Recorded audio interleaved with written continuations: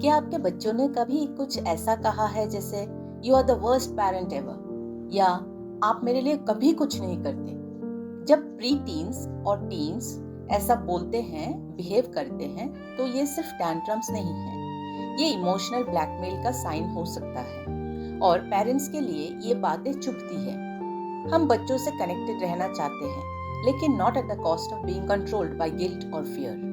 इस वीडियो में हम जानेंगे 5 इजी और इफेक्टिव पेरेंटिंग टिप्स जो आपको बच्चों के लिए इमोशनल ब्लैकमेल को हैंडल करने में मदद करेंगे, बिना चिल्लाए, बिना गिल्ट ट्रिप किए और बिना गिव इन किए। Welcome to mindful parenting. अगर आपने मेरे चैनल को अभी तक सब्सक्राइब नहीं किया है तो वीकली वीडियोस के लिए जरूर सब्सक्राइब करें। चलिए सबसे पहले समझते हैं इमोशनल ब्लैकमेल होता क्या है।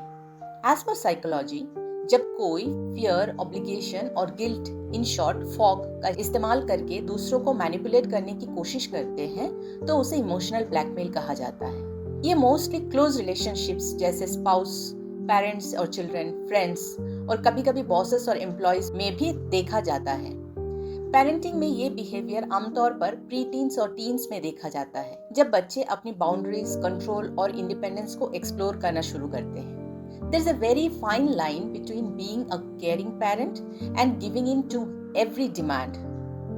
और वही फाइन लाइन हमें हर बार एम्पैथी और फर्मनेस से मेंटेन करना पड़ता है।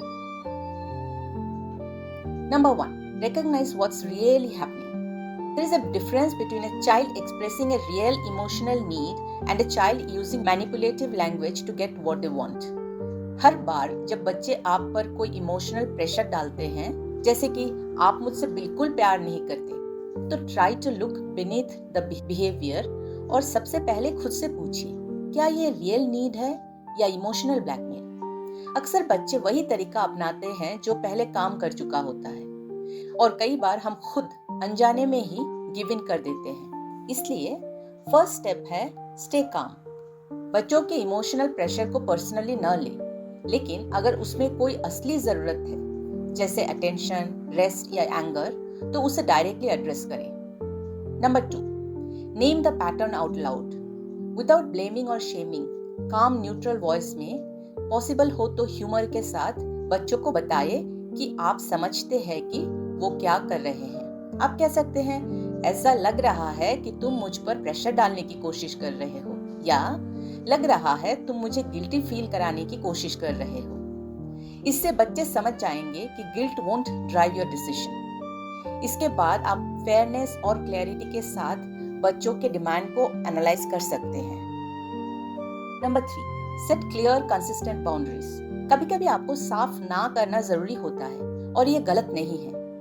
आप कह सकते हैं, आई लव यू, लेकिन इस तरह बात करने से मैं हर्ट फील करती हूँ, या अगर तुम परेशान हो तो हम बात कर सकते हैं, लेकिन धमकी से नहीं। The most important thing is consistency. अगर आपने ना कहा और दबाव में आकर बाद में हाँ कर दिया, तो बच्चे यही सीखेंगे कि इमोशनल ब्लैकमेल काम करता है। हाँ, once in a while, depending on the situation, आप इमोशनल ब्लैकमेल समझते हुए भी अग्री कर सकते हैं, अगर लॉजिकली आपको लगे कि इससे लॉन्ग टर्म किसी को कोई नुकसान नहीं होगा। Number 4, teach expression without manipulation. बच्चे अक्सर ऐसा बिहेव करते हैं जब वे घर पर, दोस्तों के बीच या फिर बड़ों को ऐसा करते हुए देखते हैं।